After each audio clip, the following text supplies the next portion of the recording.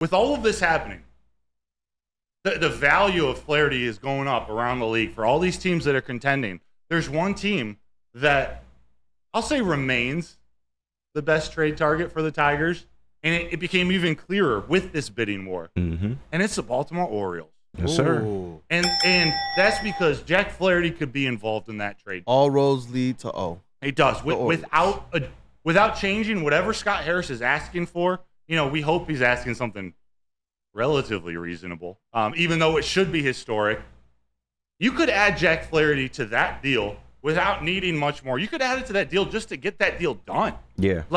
Because we want their prospects more than anything. More than this Chase Hampton from the Yankees, more than anyone with the Padres or the Mets or anyone else involved.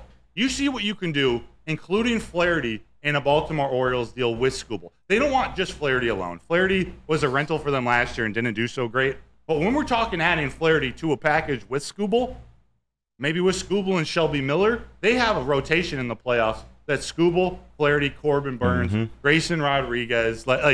They would be World Series favorites with just the Skubal trade. Talk about adding Flaherty too. Yep. It would be a home run deal for them. So you do that if it puts that trade over the top, but you got to use the teams against each other. Yeah, and I absolutely agree with that trade strategy. Give them Flaherty. Hopefully we'll get an extra prospect back in return. But if they took a chance on Flaherty last year and it didn't work out, why would they want Flaherty again this year? There's less risk for them this year because they have Corbin Burns, because they have Tarek Skubal. Mm-hmm. So they might still have a little a bad taste in their mouth from last year, but he's not the centerpiece of this trade. He's not that pitcher in a hypothetical trade like this that they're relying on to be their ace down the stretch. Or to even, actually, I think he would be the number 2, but they still have Corbin Burns too, so there's just that much less pressure on that one rental to perform.